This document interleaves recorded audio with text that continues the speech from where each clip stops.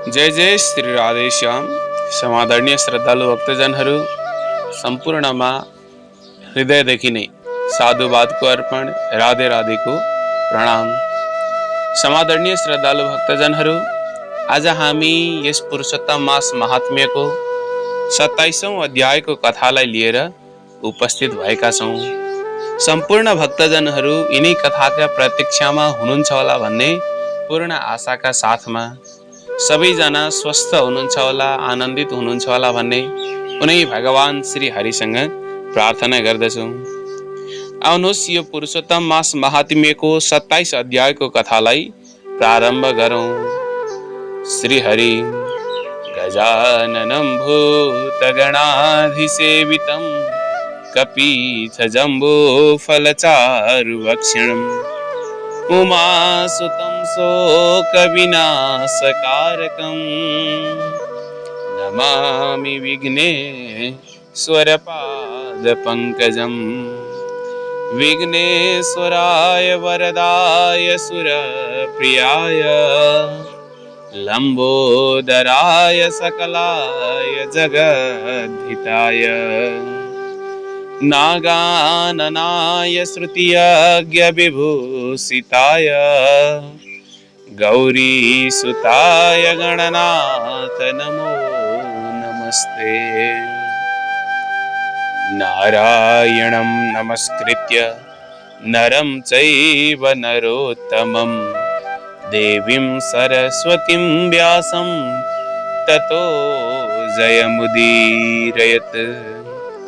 सच्चिदानन्दरूपाय विश्वोत्पत्त्यादिहेतवे तापत्रय विनाशाय श्रीकृष्णाय वयं नुमः। तापत्रय विनाशाय श्रीकृष्णाय वयं नुमः। बोल भक्तवत्सल भगवान को जय, सच्चिदानंद भगवान को जय, पुरुषोत्तम मास महात्म्य को जय जय हो। समादरणीय श्रद्धालु भक्तजनहरू, आउनुहोस् सब ढिला नगरिकन यिनै कथालाई प्रारम्भ गरौं। यो पुरुषोत्तम मास महात्म्यको कथा उनै भगवान श्री हरिले नारद मुनिलाई श्रवण गराउनु भएको छ। अनि उनै सुतजी महाराजले सौनकादि 88,000 ऋषिहरूलाई तिनै नैमिषारण्य नाम गरेको क्षेत्रमा श्रवण गराउनु भएको छ। अनि हामी पनि यहाँ आज श्रवण गर्न गइरहेका छौं, जुन कथा वाल्मीकि मुनिले दृढधन्व राजालाई श्रवण गराउनु भएको छ। हामीले अघिल्लो अध्यायको कथामा भगवान श्री हरिलाई यो पुरुषोत्तम मास महात्म्यको व्रत कथालाई कसरी पूजन गर्ने, कसरी चाहिँ सांग्य गर्ने, उद्यापन कसरी गर्ने भनेर चाहिँ अनेक प्रकारले हामीले उनी पुरुषोत्तम मास महात्म्यको कथालाई श्रवण गरेका थियौं। अब यहाँनिर यो 27 अध्यायको प्रारम्भमा भगवान श्री नारायण बताउनुहुन्छ, इत्युक्त्वा विरतं राजा मुनीश्वर मणि नमत् अपूजय ततो भक्त्या सपत्नीको मुदान्वित। के भन्नुहुन्छ, जुन प्रकारले वाल्मीकि मुनिले राजा वाल्मीकि मुनिलाई राजा दृढधनुवाले प्रणाम गरे, त्यसपछि पत्नी सहित भएर प्रसन्न रहँदै भक्तिपूर्वक भक्तिका साथ पूजा गरे। ती राजाले गरेको पूजालाई स्वीकार गरेर आशीर्वादका वचन बोले अनि आशीर्वाद दिन लागे। स्वस्तिस्तेस्तु, तिमीलाई सधैँ कल्याण होस्, म पनि पाप नाशिनी सरयू नदीमा जान्छु। यस्ता प्रकारले हामी दुईले बात गर्दा गर्दै यतिखेर सायंकाल भयो अनि झमक्क साँझ परिसक्यो। यति भनेर ती मुनिश्रेष्ठ वाल्मीकि तुरुन्तै त्यहाँबाट जानुभयो। राजा पनि मूल बाटोको सीमासम्म अर्थात मूल बाटोसम्म पछि पछि गएर पुर्याउन लागे अनि बिदा भएर घर आउन लागे। घर आएपछि गुणसुन्दरी नामकी आफ्नी प्रिया सुन्दरीलाई ती राजाले भन्न लागे, आई सुन्दरी संसारे यसारे किं मुखम नृणाम राग द्वेषादि शस्त्रौ गंधर्व नगरोपमे।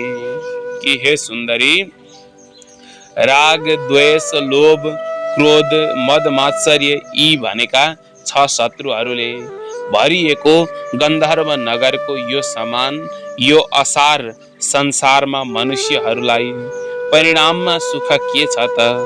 कीरा विष्ठा भस्मको रूप लिने र वातपित्त कफ फाल्ने अनि मलमूत्र रगत भरिएको यस शरीरमा आसक्त भएर रहनु अब मेरो के प्रयोजन छ?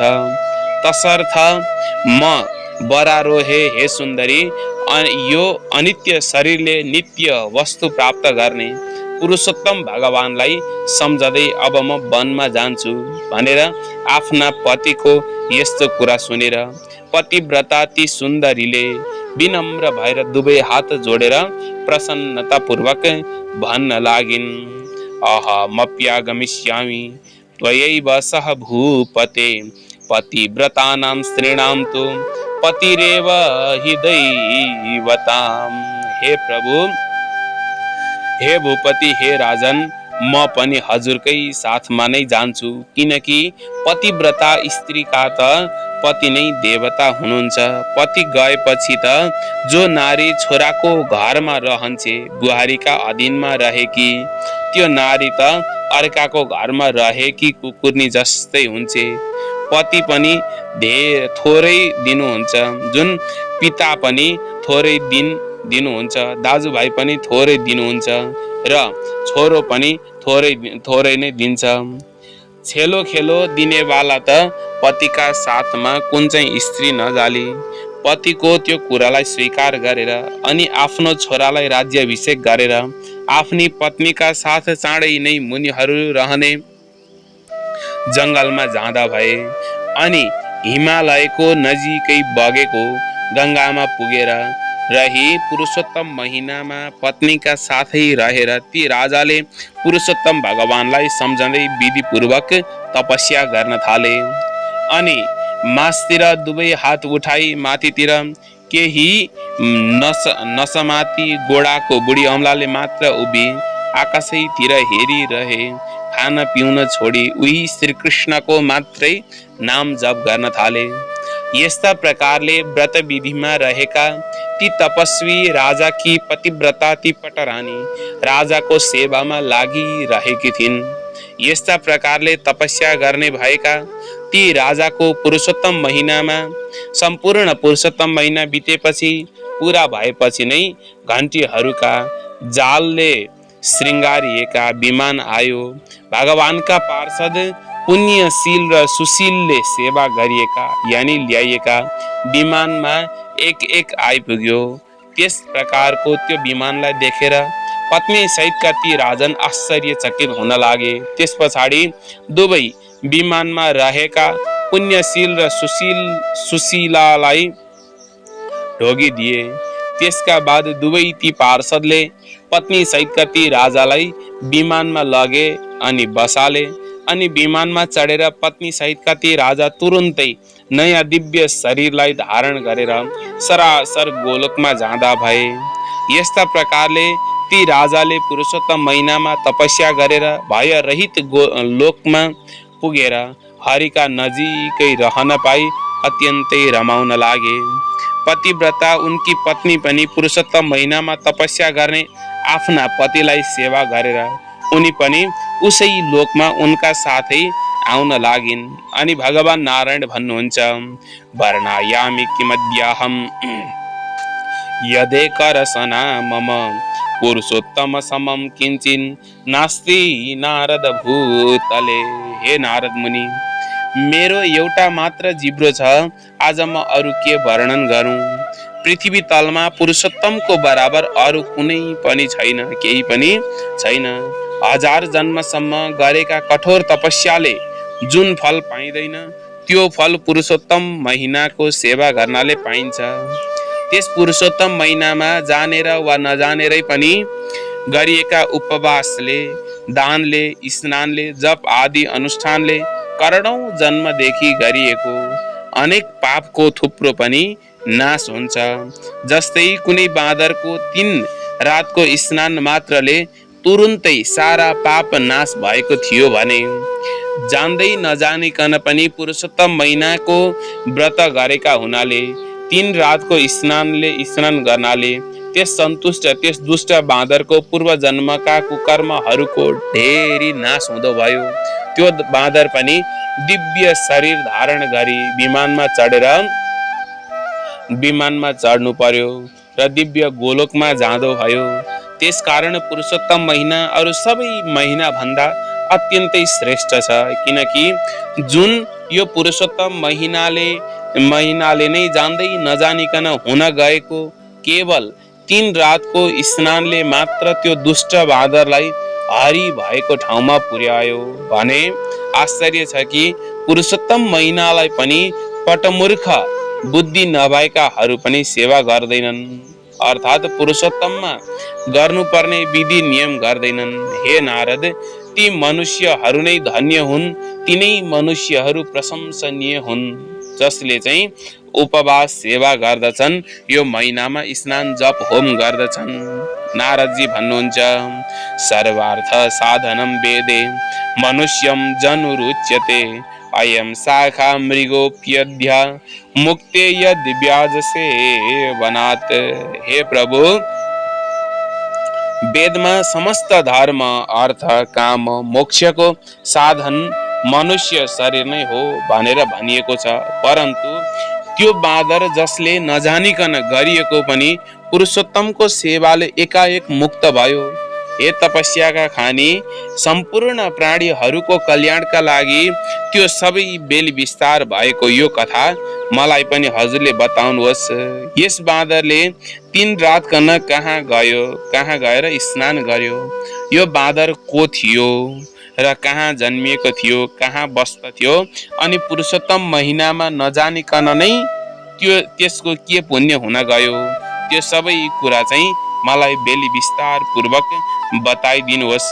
भनेपछि भगवान नारायण भन्नुहुन्छ, कश्चित् केरल देशीयो द्विज परमलोलुप नित्यम धन चयो दक्ष सरघेव धन प्रिय। नारायण भन्नुहुन्छ, अघि कुनै समयमा केरल देशमा रहने कुनै अत्यन्तै लोभी मह बटुल्ने मौरी जस्तै धन बटुल्ने, धनको प्यारो धन भनेपछि मरि मेट्ने चलाख एउटा चाहिँ ब्राह्मण थियो। त्यस्तै कर्मले गर्दा नै लोकमा ऊ चाहिँ लोभी भन्ने यस्ता नामले प्रसिद्ध भएको थियो। पहिले त्यसको बाबुले राखेको उसको नाम चित्र शर्मा थियो। त्यस कदरियाले राम्रो वस्त्र र असल अन्न कहिले पनि उपभोग गरेन। त्यस कुबुद्धिले कहिले न अग्निमा स्वाहा गर्यो, न पितृहरूलाई स्वधा नै गर्यो, न त कार्तिकका लागि केही गर्यो, न त आश्रित वर्ग परिवारलाई नै पालन पोषण गर्यो। अन्यायले सञ्चय गरेको सबै धन भुइँमा गाड्ने गर्दथ्यो। माघ महिनामा त्यस लोभीले कहिले पनि तिल दान गरेन, न त कार्तिकमा दीपदान र ब्राह्मणहरूलाई भोजन नै गरायो, न त उसले वैशाखमा धान्य दान नै गर्यो, न त व्यतिपात योगमा चाहिँ सुन दान नै गर्यो। त्यो अत्यन्तै चाहिँ लोभी ब्राह्मण थिए। जतासुकै पनि आँखाभरि आँसु भरेर पिलपिल गर्दै दुखी वचन बोल्थ्यो। झरी बतास धुपले दुब्लाएको किङ्रिङ परेको र कालो नकालो त्यो स्वाटे मूर्ख सधैँभरि धनको लोभले पृथ्वी तलमा घुम्ने गर्दथ्यो। कोही पनि दाता म दुखीलाई जो कुछ पनि दिनुहोस् बार बार यस्तै भन्दथ्यो। त्यो लोभी एउटी गाई दुहुने बेलासम्म मात्र पनि कहीँ रहन सक्दैन थियो। मानिसहरूको धिक्कारले डढेको छँदो खिन्न मनको भएर उदास हुँदै घुम्ने गर्थ्यो। त्यसको भित्र कुनै वनेचर, कुनै माली, कोही राजाका बगैँचाको मालिक थियो।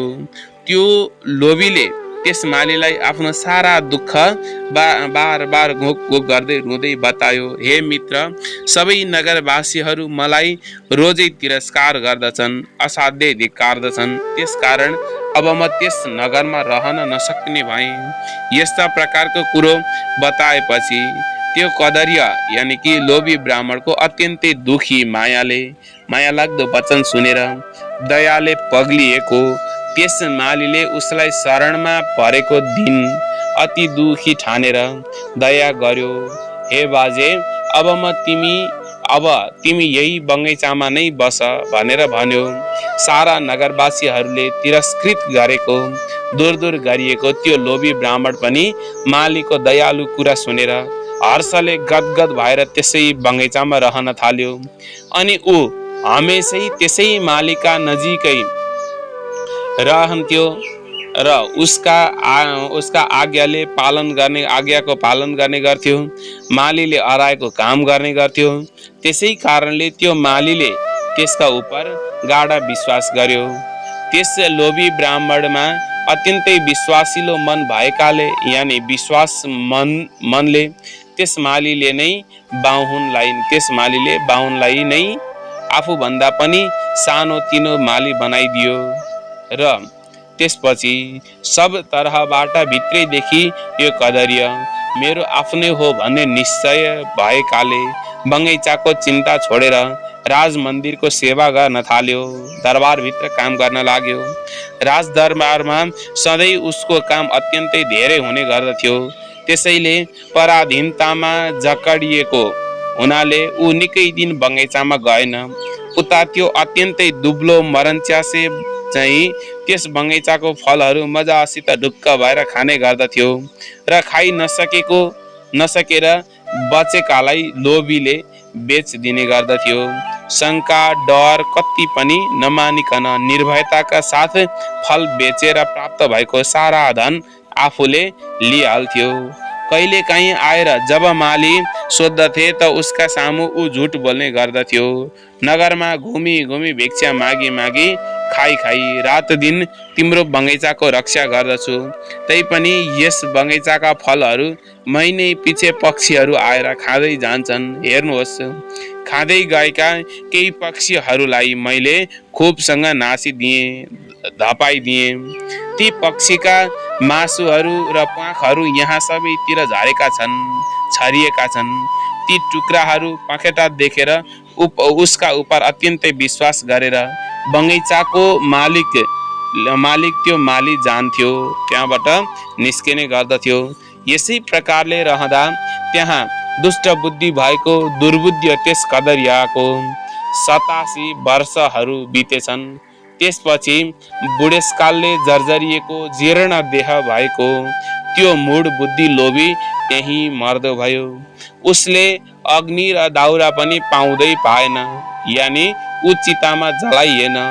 वेद जान्नेहरूले नभोगिकन पाप नासिन्न, वेद जान्नेहरूले नपढिकन पाप नासिन्दैन भनी भनेका छन्। त्यसै कारणले हाहाकार गर्दै यानि यमदूतका मुग्राहरूका पिटाइले पीडित हुँदै कष्टपूर्वक अत्यन्त भयङ्कर लामो बाटो जाँदो भयो, यमलोकको बाटोमा आफूले पहिले गरिएका कुकर्महरू सम्झदै गुनगुन बोलीमा विलाप गर्दै, अहो दुष्ट बुद्धि भएको अति लोभी मेरो अज्ञानलाई हेर।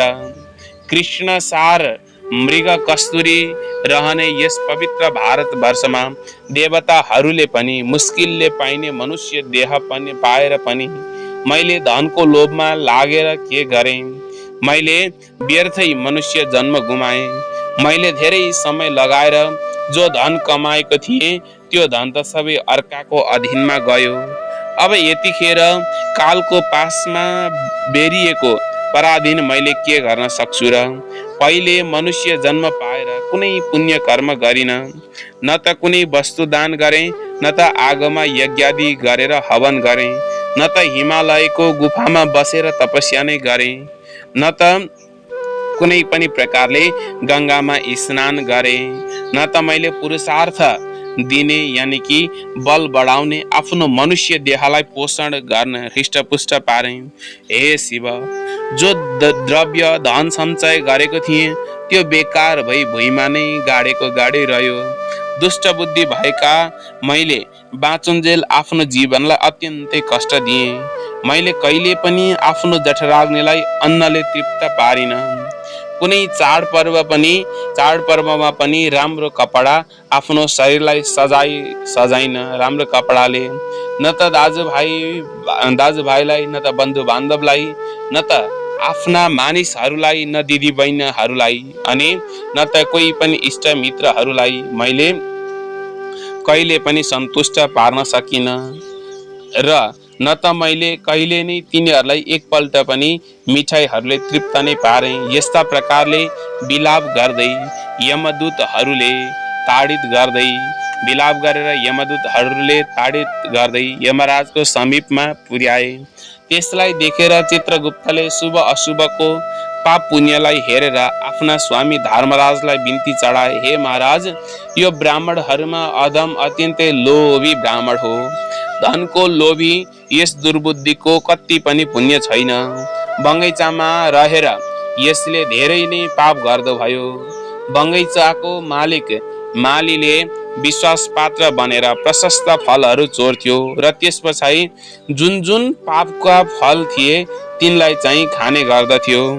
खाएर बगैँचाका फलहरूलाई त्यस दुर्मति दुष्टले धनको लोभले बेचिदिने गर्दथ्यो। एउटा फल चोरेको पाप अनि अर्को विश्वासघात गरेको पाप। हे प्रभु, यस कृपणमा यही दुईवटा अत्यन्तै उग्र पापहरू छन्। अरू पनि यसमा अनेक प्रकारका कयौं पापहरू छन्। यति बिन्ती चढाई चित्रगुप्त चुप लागेर बस्न लाग्नुभयो। धर्मराजले भन्न लाग्नुभयो, इतम निशम्य विधिनन्द चित्रगुप्त वाक्यं क्रोधं प्रबलयाप्तु धर्मराज अहैषयातु कपि जन्म सहस्रीकृत्वे विश्वासघात कृतिजं फलमस्य पश्चात्। त ब्राह्मणको छोरो चित्रगुप्तको यस्तो प्रकारको वचन सुनेर अत्यन्तै क्रोधले भरिएका साक्षात सूर्यका पुत्र ती पाप पुण्यका निर्णायक धर्मराजले यो पापी 1000 पल्ट बाँदरको जन्ममा बानर योनिमा जाओस् र विश्वासघात गरेको फल चाहिँ यसको पछि निर्णय हुनेछ भनेर धर्मराजले त्यस पापीको चाहिँ तिनै ब्राह्मणको चाहिँ फल बताउनु भयो भन्ने सम्मका कथा यिनै 27 अध्यायमा चाहिँ भगवान नारायणले नारद मुनिलाई वर्णन गरेर श्रवण गराउनुभयो। ओम श्री बृहद नारदीय पुराणे पुरुषोत्तम मास महात्म्ये श्री नारायण नारद संवादे कदर्योपाख्याने 27 कृष्णाय वासुदेवाय हरये परमात्मने प्रणत क्लेशनाशाय गोविंदाय नमो नमः। श्री कृष्ण गोविंद हरे मुरारे हे नाथ नारायण वासुदेव अनंत वैकुंठ मुकुंद कृष्ण गोविंद दामोदर माधवेति गोविंद दामोदर माधवेति। बोलो भक्तवत्सल भगवान को जय। पुराण पुरुषोत्तम भगवान को जय। श्री पुरुषोत्तम मास महात्म्य को जय हो। समादरणीय श्रद्धालु भक्तजनहरू, आज हामीले यस पुरुषोत्तम मास महात्म्यको 27 अध्यायको कथालाई उनै भगवान श्री हरिको चरणमा अर्पण गर्दै आजको यस कथालाई यही विश्राम दिदछौं। बोलो भक्तवत्सल भगवानको जय। पुरुषोत्तम मास महात्म्यको जय हो। जय जय श्री राधे श्याम।